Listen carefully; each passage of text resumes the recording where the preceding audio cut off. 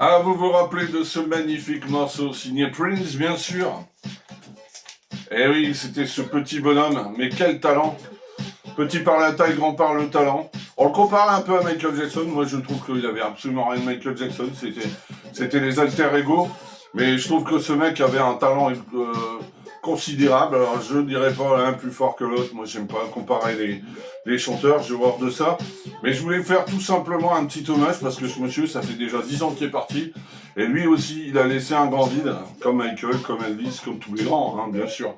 Bon voilà, donc je vous passe bien sûr Kiss, parce que ça c'est un morceau que j'ai passé énormément dans les mariages, enfin toutes les soirées que j'ai fait, que ce soit en boîte ou autre. Donc voilà, je voulais rendre un petit hommage à Prince, et donc ça commence avec Kiss, mais vous allez voir, YouTube, il en a fait un paquet d'amis, Prince. Yo Kiss.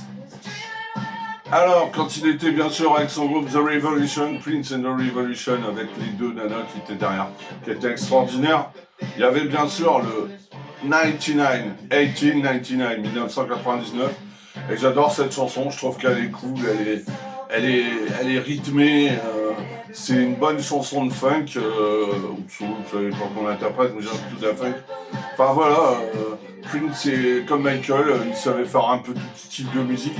Faut savoir que c'est un mec quand même qui jouait 27 instruments. Je crois que c'était le plus grand instrumentiste, le chanteur qui savait jouer le plus d'instruments. 27, vous vous rendez compte? Et donc, bah voilà, il a composé ça, bah les mots dans le nez. Hein. In the nose, bien sûr.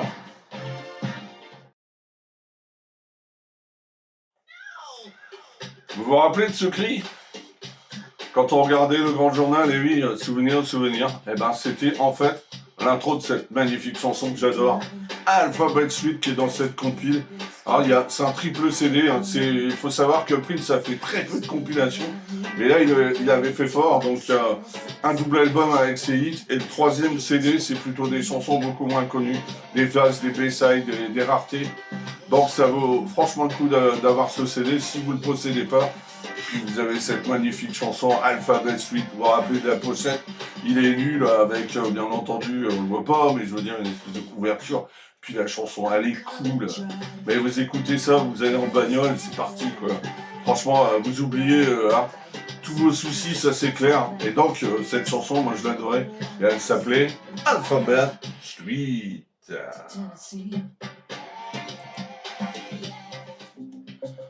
Alors, dans un autre style, chanson un peu lugubre, un peu oh yeah, toujours la basse, celle-là c'est la basse qui marque. C'est extraordinaire et c'est lui qui joue. Hein. C'est pas un grand bassiste, Jay Hamilton, c'est lui qui joue. Hein. C'est impressionnant quoi. Ce mec savait absolument tout faire. Il produisait ses chansons, il faisait tout, l'artistique. Il composait, paroles, musique, c'est un génie, c'est un petit génie, tout simplement. Et cette chanson, moi je l'adorais, elle s'appelait Sign of Time. Et si ma mémoire est bonne, il y a un groupe Simple Minds qui l'avait repris pas mal d'années après. C'était pas aussi bon, mais voilà, ça montre quand même la valeur du bonhomme. Et moi j'adorais cette chanson. Ça s'appelait Sign of Time, il va le dire. Time, il va le dire. Thanks.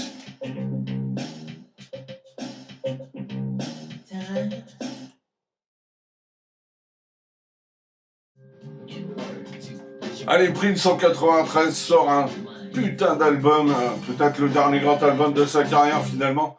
Ça s'appelle You Sexy Motherfucker. Et moi, ça j'adorais aussi le groove. Vous entendez la soul, le groove. En plus, il rappe. Ah, c'est impressionnant quoi. Il fait vraiment tout ce qu'on dit. Quand vous écoutez ça, on a l'impression d'entendre Dr. Dre ou Tupac. Voilà. You sexy motherfucker, tout est dit, hein, c'est dans la dentelle. Mais voilà, c'est encore une chanson de Prince qu'on peut pas oublier. You sexy motherfucker, yeah. Souvenir.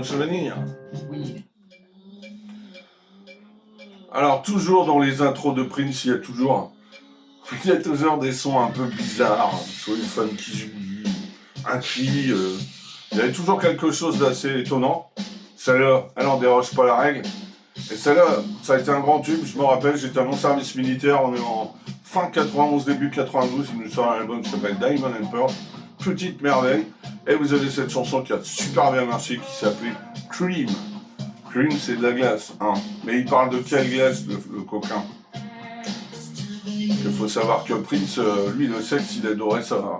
Ah ouais, ça c'est clair. Je sais pas combien il a eu de fans dans sa vie, mais c'est impressionnant. Hein. Je crois qu'il doit être comme les Jagger Iglesias Hallyday, ça doit être 3000, hein. À mon avis, oui, on est là-dedans.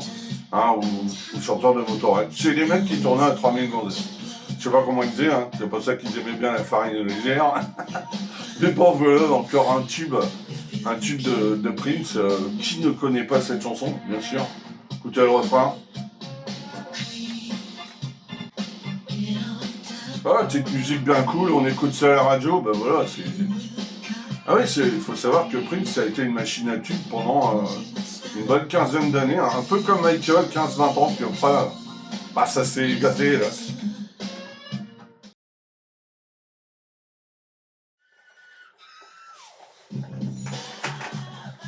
Allez, encore des cris, une chanson incroyable. Vous entendez, là c'est le...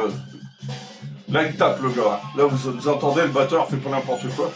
Bon, c'était Abraham Lavorne Jr. Hein, qui a aussi été le batteur de Johnny Hallyday, il faut le savoir. Donc il prenait pas n'importe qui, l'ami Prince. Donc quand il avait besoin de musiciens, bah il les prenait quoi. C'est pas n'importe qui. Voilà. Et là vous entendez une chanson que j'adore, ça s'appelle Get Off. Alors c'est ça, c'est entre le R&B et le rap. Mais en tous les cas c'est cool. Moi je suis pas un fou de ces musiques-là. Mais bon, quand c'est Prince, Get Off.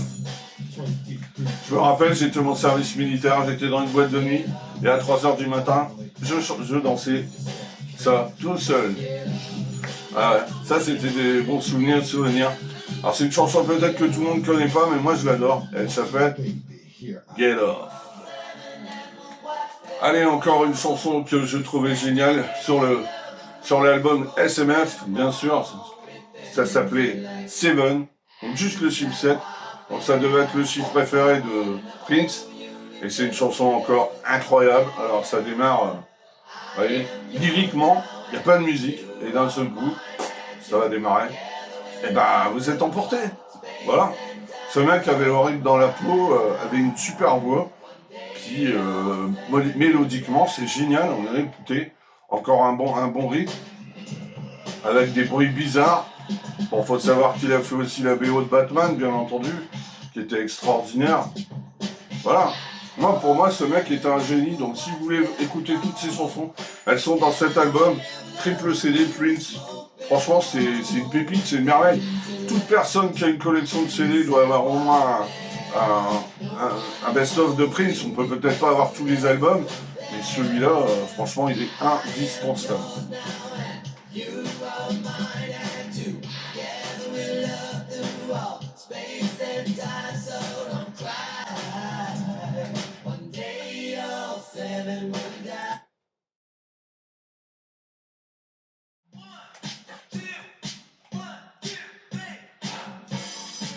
Allez, une petite balade aussi qui s'appelait Raspberry Beret, qui était donc avec son groupe à l'époque The Revolution, avec les deux nanas, dont j'ai oublié le nom, vous m'excusez.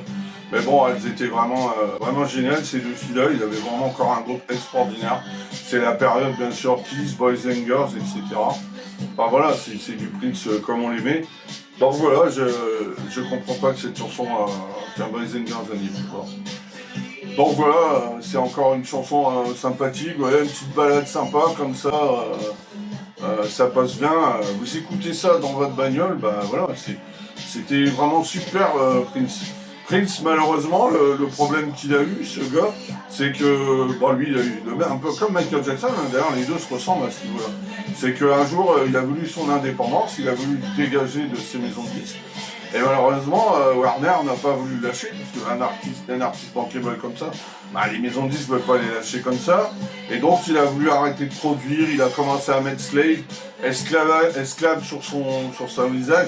Et ça a été le début de la fin, parce que malheureusement, quand il a changé de nom, même quand il sortait un album, il fallait être vraiment futé, parce qu'il fallait voir le symbole qui était dans SMF, dans Sexy Motherfucker.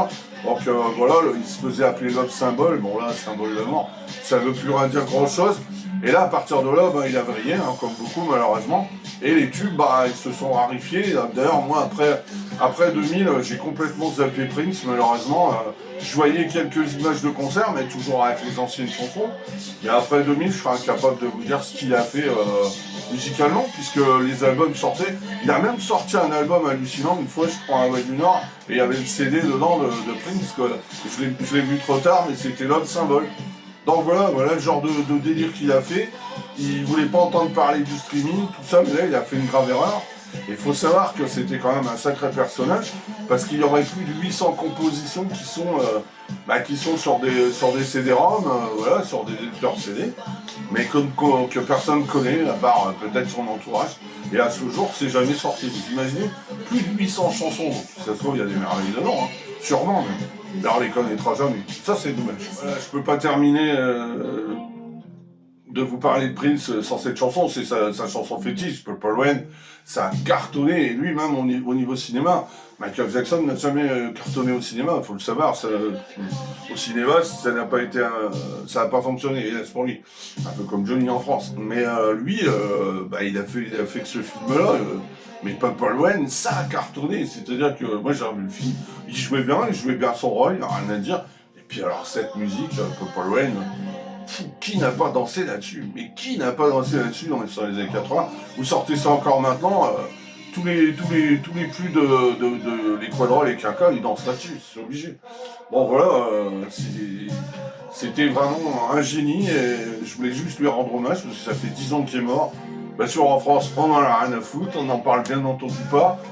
Donc voilà, cette compile, il y a quand même 56 titres, donc vous avez 36 huit. Je vous en ai passé une dizaine, c'est déjà pas mal, parce qu'on peut pas tout passer. Et puis il y a le troisième CD qui est des faces B, des raretés, tout ça, donc c'est quand même intéressant à écouter.